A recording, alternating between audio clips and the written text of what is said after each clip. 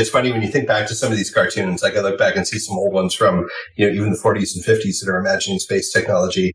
And it always just kind of makes me wonder, were these guys that wrote those, were they the true visionaries that actually drove the direction we've gone, or did they just have some foresight of what was to come, Was it really the comic strip writer that drove the industry? Welcome to Future Perfect Tech, a webinar and podcast series by Harbor Research. Each month, we'll be having discussions with the leading experts in smart systems and the Internet of Things on innovations in markets, technologies, and ecosystems that are working together to build a better future. I do believe in the strange way I'm sold because we have the models. Welcome to the Future Perfect Tech podcast. We're really excited to dive into today's topic, satellite technology. We're joined by Joel Schroeder, Director of Land Mobile at Intelsat, where he's responsible for building and executing the market, product, and partner strategy to deliver portable and mobile satellite services across the enterprise and mobility vertical markets. Intelsat operates the largest, most advanced satellite fleet and connectivity infrastructure in the world. Prior to joining Intelsat, Joel was Vice President of Business Development for Inmarsat's Connected Car program. His early career focused on Internet of Things and telesystems technologies. Joel, thanks so much for joining us today. Thanks, Owen. Yeah, I've been in the telecom industry for over 25 years. I've spent the last 12 in satellite. I started my career in Russia, of all places, back in the 90s, and have spent a lot of time working in emerging markets across a few different continents. But I think that experience really helped me to gain an understanding of the impact of gaps in connectivity, as well as the cost and bandwidth constraints that a lot of customers feel in different parts of the world. So I'm excited to talk about how satellite is becoming a more critical component of comms, and not only in emerging markets, but everywhere, as users demand more continuous connectivity everywhere they're located. That is definitely a great start to your career. I mean, we here at Harbor, we've been tracking smart systems and the Internet of Things for about the same time period. And networks obviously play a huge role in whether connected equipment and systems create value for customers. Many of the use cases that we see, like mining and railways and oil and gas across transportation, they're always dealing with remote situations or off the normal cellular grid. And these use cases often require really reliable communication. Network services for mission critical markets and applications alone will eclipse probably about 100 billion by 2025. And with high throughput satellite combined with recent innovations in connectivity, network management technologies, they're all well positioned for this opportunity. So Joel, how has satellite technology in particular been able to close this gap, and how has it evolved over the years? So, of course, satellite technology has probably worked differently between fixed and true mobile applications. I think on the fixed side, it's played a number of roles, from providing gateway services for a lot of smaller countries for their basic telephone network, to supporting broadcast of content all over the world from major media organizations.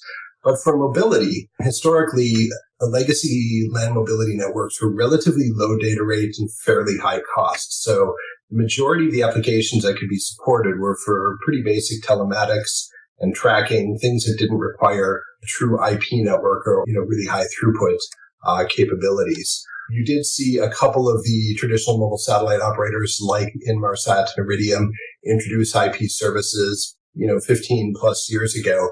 But again, still relatively low data rate in the hundreds of kilobits per second. While those networks have typically met many of the critical comms requirements, they're really challenged to scale, to the evolving demands of users across, both the existing markets for satellite mobility, but also they certainly were not well positioned to support some of the new markets that we're seeing a growing demand in, like some of the ones that you mentioned. Markets like mining, oil and gas, many of these that have always operated off-grid have been heavily dependent on satellite to support their operations, usually a fixed satellite solution of some sort, at a mine site or in an oil field. But they've also leveraged the existing mobile satellite solutions to connect their vehicles and even use portable terminals during, the exploration phase of their business to allow users to set up and connect to share test data and other things when they're at those sites.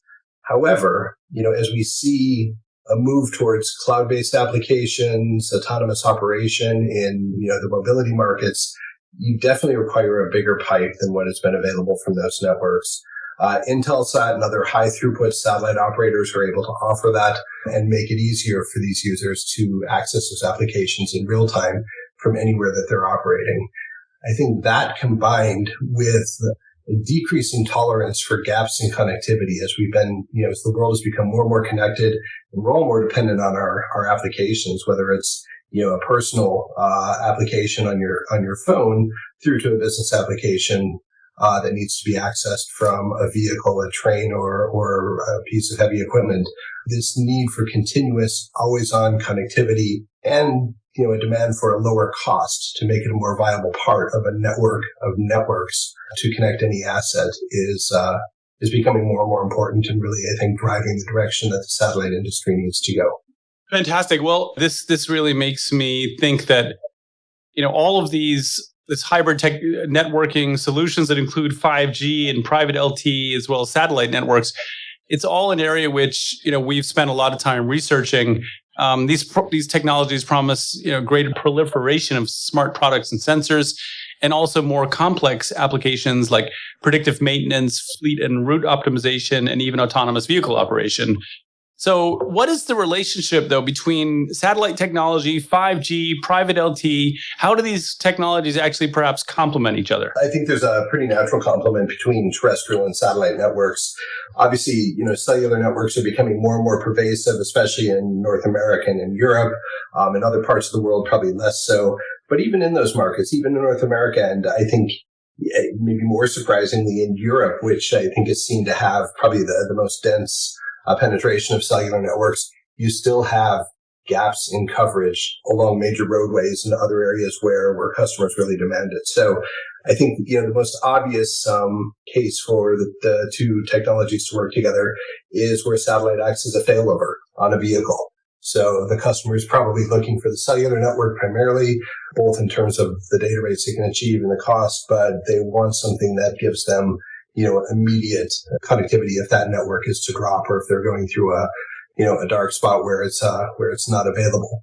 When you get to more remote operations like a mine site, you're likely to see private LTE in action, where where the mine operator has deployed a network over or within the perimeter, I should say, of the mining operation. But they do have assets that are moving on and off that mine site, trucks, buses, and trains, that are moving people and resources between those mines and either larger towns that are not too far away or seaports that can be hundreds of miles away. And most of the areas that they're operating in outside of the mine site are not connected. So satellite plays an even more critical role as part of, a hybrid solution in those more remote sites. And then, of course, the other place that many people are probably aware of is, Intelsat's network has certainly been used to provide backhaul from remote base stations or even hotspots in a lot of remote parts of the world, and it still does that. And that's a business that we expect to continue to be a big part of the enabler of the 5G networks around the world as well, is using satellite to backhaul those base stations where fiber or other technologies aren't available to connect them. And then if you look, towards some of the new space-based technologies like HAPS. HAPS is a space-based, vehicle that operates at a lower orbit. It's actually capable of operating a 5G network and connecting people on the ground directly from that low orbit. So, you see 5G and I think satellite coming together in a number of different use cases and different combinations of how the two technologies are either working together or where one's enabling the other. I'm so happy you started talking about space, because that just gives me the intro to start talking about all the great news that's been happening recently, from Elon Musk sending rockets into space, to Amazon rockets, to the Curiosity rover on Mars, and also now the Chinese landing on Mars. What are some of the challenges facing that particular aspect of satellite technology and indeed the industry as a whole? There's a number of challenges, but there's probably even more opportunities. You mentioned Mars. I mean, that's an interesting one, but we haven't really started to consider the business case yet for connecting new communities on Mars. But I imagine that's something we'll do down the road. But I think all of the new space industry has actually been great for the entire industry. So you've got the entrance, some that you mentioned, companies like SpaceX, and of course their Starlink venture, which is intending to bring broadband to the masses. And then you've got a number of, other startups that are small sat IoT focused solutions that are very low data rate, but they're really focused on connecting, sensor networks all over the world to enable real-time monitoring of any number of things. From literally, I've seen deployments of sensors onto a rubber tree in a rubber tree, plantation, or one where they're producing palm oil or other kinds of agriculture typical crops that are growing across, North America, to connecting vehicles and pipelines and any number of assets. And, so you've got new sat opportunities or new sat developments, I guess, that are ranging from true broadband services right down to, very basic IoT solutions. I think the business cases for some of these haven't been fully proven, but they are certainly bringing a lot of excitement and I think a lot of innovation into the entire industry. I mean, each of the networks comes with its own, commercial and technical challenges. Geo satellites, like the ones that Intelsat operates, can cover the entire globe with a small fleet. They can offer very high power and high data rates. But on the other hand, they can be challenged in terms of the sizes of the terminals and the cost that need to be used to connect to those satellites. For certain markets and certain users, that's not a problem. And the performance that's offered is important. So the geo satellites have their place and can offer a number of solutions across the market. Many of the other new satellite networks are using hundreds or even thousands of satellites, and the size of those networks can add complexity to manage. And typically they're using these small sats that have a shorter lifetime. So not only is it costly to operate, but it can be costly to continuously replenish those networks.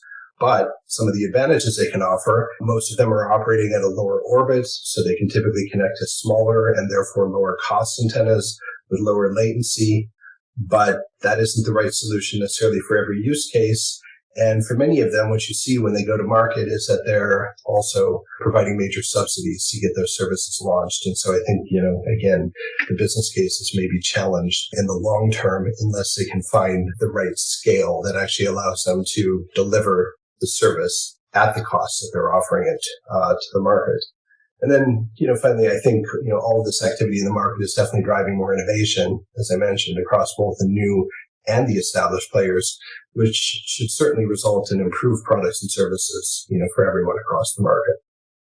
Joel, could I dive a little bit deeper into the cost of things? Because essentially, when I was a kid growing up in the 80s and, watching Miami Vice, the only guys that could afford a satellite link were the drug dealers. Is it still that expensive? What do the economics of the industry look like now? I mean, I think this is what's changing quite a lot. So even looking at the long established players, you look at the historical mobile satellite operators, companies like Inmarsat and Iridium, they're typically operating in the L and the S band. The available spectrum in those ranges is much smaller than, say, in KU, where Intelsat operates most of its services. Because of that, because it's more constrained, it makes that bandwidth or it makes that capacity much more expensive to use. So the services there have both been very low data rate, but also relatively high cost. On some of the messaging platforms that were the early services where it wasn't an IP network, but you could literally just send, effectively like a text message that would have a payload of so much data, a few hundred bytes, maybe up to a few kilobytes. The equivalent costs per megabyte of data consumed could be in excess of $1,000. Over time, you saw the introduction of IP-based services, still operating in the L and the S band before they really moved into KU band, like what Intelsat is now doing. And you saw those prices come down into the hundreds or even the tens of dollars per megabyte. Now you get to KU band. With KU band, there's a lot more available spectrum in that range, which allows us to offer services at very different economics than what was available for the L and the S band. So while we operate a geo network, and as I mentioned earlier, some of the challenges we see there are on the terminal side, because historically that's required a larger terminal to close a link from a geo KU band satellite. although that's changing as well. We have much smaller and mobile terminals available on the market today that are definitely much lower cost than what they were, say 5 or 10 years ago, but you're still talking between $10,000 and $20,000 for a comms on the move terminal. But instead of being $1,000 or $100 or even tens of dollars per megabyte of data, you're now talking pennies per megabyte of data. So the recurring cost has come down substantially. And I think, what we're able to do now with the land mobile service we've introduced on Intelsat's KU satellites is to offer service costs that are very compelling and are much, much closer to the cost of a terrestrial service. I'm not going to say they're as cheap because they're not as cheap as a terrestrial service, but they are much lower cost than what they had been previously. Now, the terminal side is something that we're continuing to work on, and we're seeing a lot of advances, in the technology there as well. We have a couple new developments underway that are going to probably reduce, the cost of those available terminals to something that is less than half of what somebody would pay today. So we definitely see a downward trajectory on the hardware cost in parallel to what is already a much more economic service cost. The biggest difference you would see is if you look at going from a messaging platform on L-band to a high data rate IP connection on KU-band, you've gone from, $1,000 a megabyte to less than $1 a megabyte. That's amazing. For those of us not as familiar with satellite technology and the necessary hardware, could we just backtrack for a second? And could you please describe for us exactly the function of a terminal and perhaps a short history of the development, Sure. and perhaps where it's going as well? Sure. So what most people are, have probably seen or are familiar with is, you see a large dish sitting on top of a building somewhere or out in a field. I think that's what most people probably consider as a satellite terminal. It's a large dish-looking antenna. The first ones that were offered, for a customer 30, 40 years ago were probably 3 to 4 meters in diameter. So into 10, 12, even 15 feet in diameter. Today, a typical VSAT is probably going to be, more like 1 meter or less, 1 to 1.5 meters. So for the end customer. So you're now down to 3 or 4 feet. Now, if you look at what we're offering today for the land mobile services, we have what are both called comms on the move and comms on the pause terminals. A comms on the move terminal is one that you can put onto a vehicle and it works while that vehicle is in motion. So it maintains a connection while the vehicle is moving. Comms on the pause is sort of a briefcase or backpack-sized device, may look a bit like a laptop, that you can set down somewhere, turn on, point the antenna towards the satellite, or in many cases, they're auto-point and they'll find the satellite for you. And these are, down in the range of 30 to 50 centimeters. So now you're talking something in the 18 to 24 inch range. So they've gotten smaller and smaller, but these will give you a similar or even better connection than what you would have gotten from one of those much larger dishes, 20 years ago.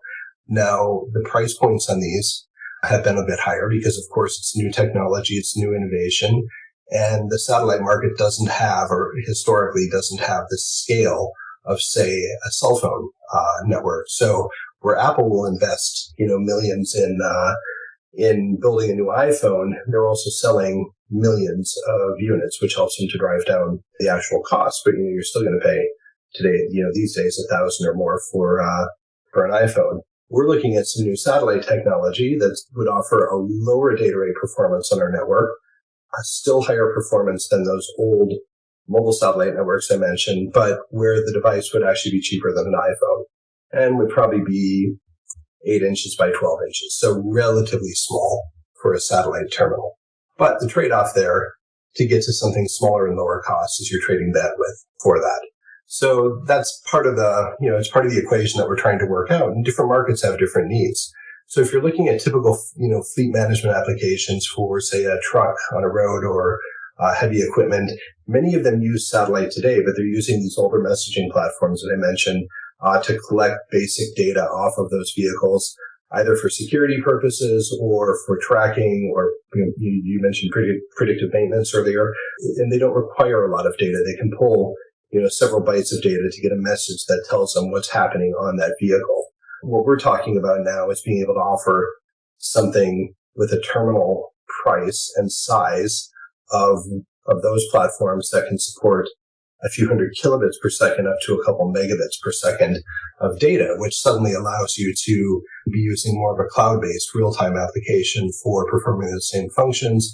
It allows you to probably collect video if you have a need for some sort of site surveillance at the site, even off of a vehicle, something automatic for security purposes, or even to use that network to push a software or firmware update over the air to the platforms that are running on those vehicles. I guess the simple answer is the prices have come down dramatically. We're continuing to make investments to bring them down further, but we're also looking at creating more of a family of terminals that meet different needs and different use cases so that the ones that don't need as much data have an option that allows them to deploy on thousands of vehicles at a much lower cost per vehicle than, say, the mining operation that's operating in a very remote site has a very expensive piece of equipment that needs to be connected and they don't have as many of them, may still require a slightly larger terminal that's at a slightly higher price point. Let's switch to now some real world use cases. Are there some customer success stories that you can talk about in more detail? I think there's a couple of really interesting use cases that we can talk about. One of them, it's a customer opportunity that we're still working on, but where we've done a really interesting proof of concept with a mining train in South America. We had understood this use case from actually talking to a couple other mining companies in other parts of the world, where they operate networks of trains and trucks that move the minerals from the mine sites to either seaports or other depots where they move on to another form of transport to be taken to facilities where they're going to be used to produce, whatever the end product might be for the mineral that's come out of the ground. In the case of this train, it operates, the mine site is in a very remote part of South America. It's about 800 kilometers from the nearest larger city and seaport where the mineral is put onto ships and moved to other parts of the world. So the train not only carries mineral, but it actually has passenger cars and carries workers back and forth from that remote site to the city as well.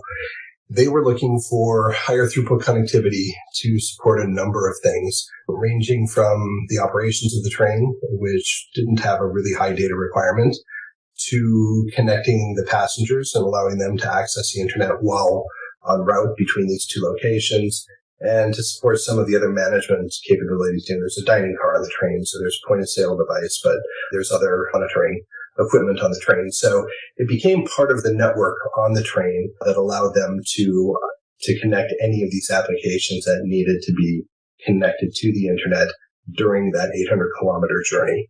So a pretty compelling case, and the customer was very pleased with the performance. They managed it in a way that kept their overall data budget to a relatively reasonable level that would work within their total budget. For example, if you're looking at providing internet access to a passenger, I think we would typically think of, the airplane model where you could do virtually anything but, streaming. Well, in a situation like this, they want to offer it, but they may not want to allow the users to do everything in order to manage the amount of bandwidth that's being consumed. So they might put a platform in place that actually limits it to texting, WhatsApp, maybe a few social media applications, things where it allows the train operator to actually limit the total amount of bandwidth consumed, but still provides an experience for the passenger on that train. So I think it was a really interesting case. And, we're looking at how we can obviously market this to similar systems in other parts of the world. We've looked at a similar system that's operating in Australia that's quite extensive. It has satellite on it today, but that satellite does not do everything that they require. The network we could offer would close the gap between what they desire having and what they're able to support with the existing network. So I think this is a really interesting one of a customer that's operating truly off-grid and has a fairly high dependency on satellite to maintain connectivity versus some of the others that we've discussed a little bit earlier, like the example of the road fleets, where they're probably going to be using cellular primarily, but want satellite because, they don't want to have to deal with the gaps in coverage on the cell networks. Another one of our partners, through one of their customers who do a lot of humanitarian response, they're using FlexMove to connect a telemedicine application to provide better quality medical services in a remote location when responding to some sort of an event. This is a use case I've thought about for years, and it's one that others have attempted with some of the legacy land mobile services, but they couldn't always get the bandwidth that they needed to support the applications because they needed to have a higher quality of video for some of the telemedicine applications. Some of it's about exchanging information from different test equipment at a remote site that provides insight to a doctor at a central hospital that's able to then provide feedback to the medical person in the field. But some require real-time video streaming in order to do a better assessment or to allow a doctor at that hospital to have visibility of the patient. So I think telemedicine is an area where there is likely to be a lot more opportunity. But this is, again, it's another early example of a customer use case that was very successful. The customer was very pleased with what they were able to do using the FlexMove network, and pleased that they could have a portable terminal to carry along with them that gave them such high performance compared to what had been available on the market up until, a year and a half ago when we launched this service.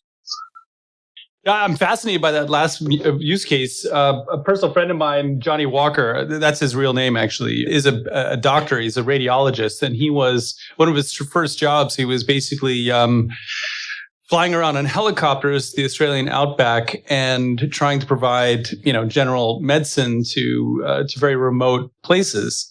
And he, his personal story is much more compelling, and he tells it very well.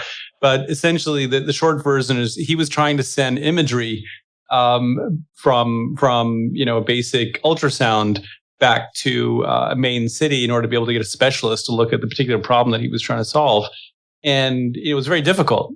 And he then went on and founded a very interesting company that did that. But I think back then, satellite technology would have been the way to do it, and probably prohibitively expensive back then. But now, probably through your technology, probably then much more compelling. Yeah, I think so. You mentioned my previous employer in the intro, and we did some very interesting things with telemedicine when I was there, but it was limited what we could do just because the bandwidth was, less than half megabit per second, where we're offering 10 megabits per second. And the challenge was you could send basic, diagnostic data back and forth and get feedback, and it definitely helped, people, and it was used many times in disaster response initiatives. But the advantage here, and this is what we've seen from this customer, is that the ability to have real-time video, just enhances the level of care that can be provided at the remote site when there's not necessarily a specialist present, because they can tap into somebody centrally, and by having that high-quality video or that high-definition video, they can provide a much better level of care through their remote medical technicians. So I think it expands what can be done remotely, still using a very portable and pretty cost-effective, solution. You don't have to carry around a big dish to be able to do that. Yeah, and I can imagine that, when you're in some of these disaster or recovery situations, the first thing that gets knocked out probably is the cellular network. So then everything goes down. And now you're saying that not only can you provide voice, but you can also provide video and do it, affordably for some of these situations. I think it'd be that could just be transformative. Yes. Now, maybe to the fun bits. I in doing my research for this, I discovered that since the 50s, there's been about 6,500 satellites launched into space, and about 3,600 are still up there. Yeah. And only 1,000 of them are operational. At least those are the numbers that I have. Yeah. Where are the others? Well, and what are they doing up there? This is not an area where I am an expert by any means, but from my understanding, working in the industry, there is something referred to as a graveyard orbit that is further out. So you've got LEOs, MEOs, and GEOs, which operate at different orbits. GEOs, like Intelsat operates, are at about, I want to say it's about 20,000 miles and 30-some thousand kilometers above the equator. When a satellite is launched, there's a certain amount of jet fuel on board that satellite that has to be used over its, 10, 15, or even 20-year lifetime to move that satellite around in orbit. So if it needs to move from one location to another, or if it needs what's called station keeping, which is, maybe some slight adjustments to its position.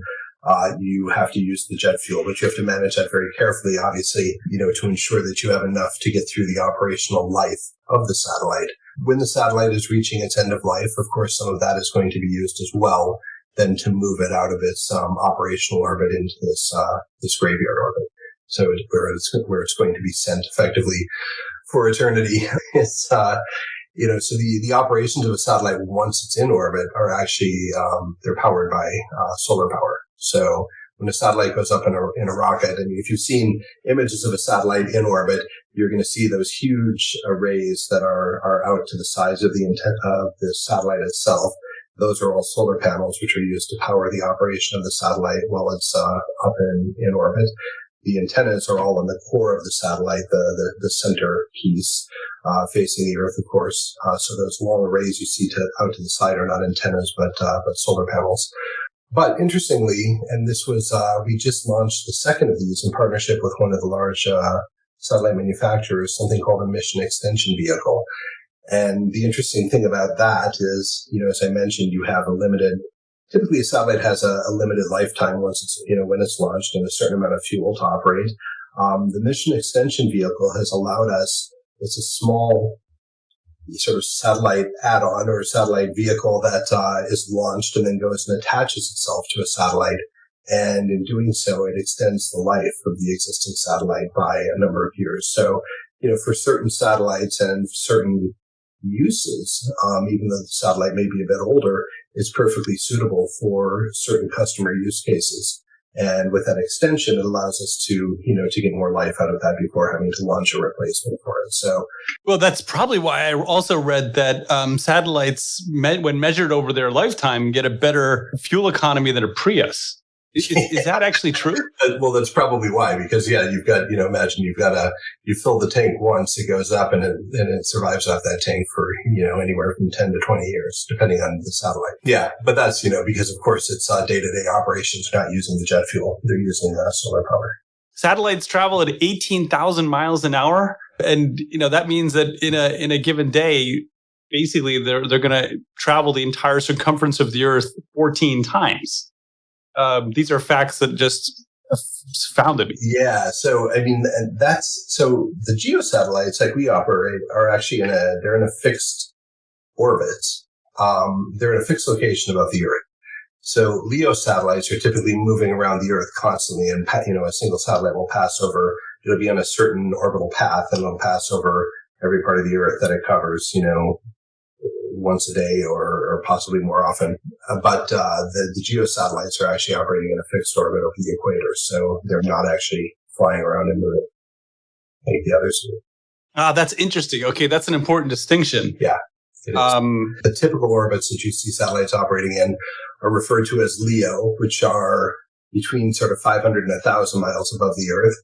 The MEOs, I can't really quote you an accurate distance, and then the GEOs, which are as I mentioned before, about 20,000 miles above the Earth. One of the interesting things with the GEOs, it's always especially if you're explaining this to kids, it's a great way to kind of illustrate how a GEO works is, take a globe and take a flashlight and hold that flashlight back, kind of estimate your distance. If you know the distance around the Earth, estimate that distance back from the globe. And the ray of light as it disperses over a third of the globe is the equivalent of the global footprint of a single satellite.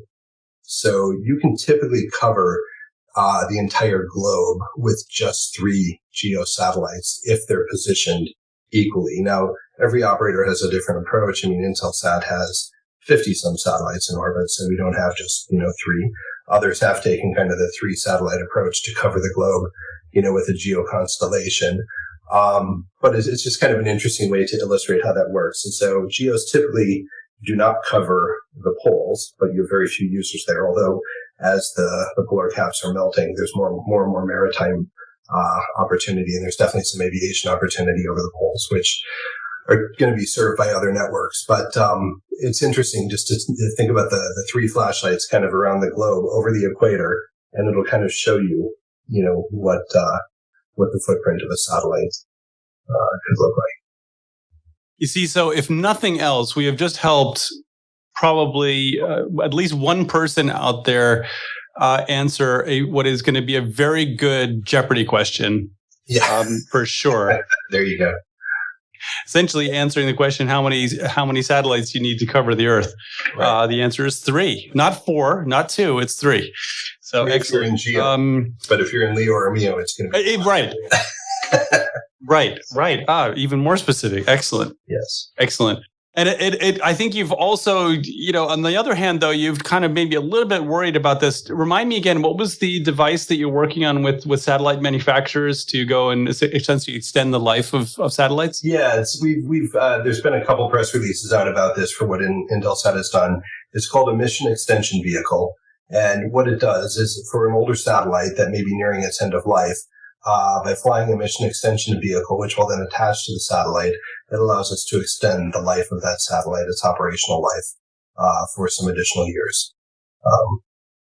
So, effectively, it's a cost-effective way of getting some additional service life out of that asset that you've already invested in. It sounds like amazing technology, and it also just awakens all sorts of nightmares from my childhood because, I would just worry about, this probably comes from watching too much Ren and Stimpy and stuff like that somebody get hold of one of these things, redirect the satellite, and then essentially direct a laser beam back at Earth and hold us all to ransom. But I'm just getting totally out of control now. Yeah, I was going to say, as far as I know, there's no laser weaponry on communication satellites, but there's definitely been. Oh, phew. Yeah, there's definitely been people concerned, though, about nefarious use of similar kinds of technology.